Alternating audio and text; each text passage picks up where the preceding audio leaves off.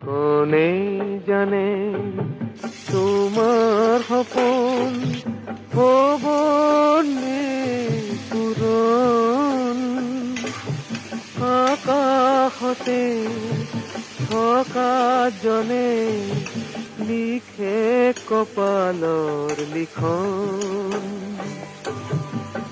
ৰঙৰে ছবি আঁকে কোনে সজায় জীৱন, আকাশতে থকা জনে লিখে কপালৰ লিখন।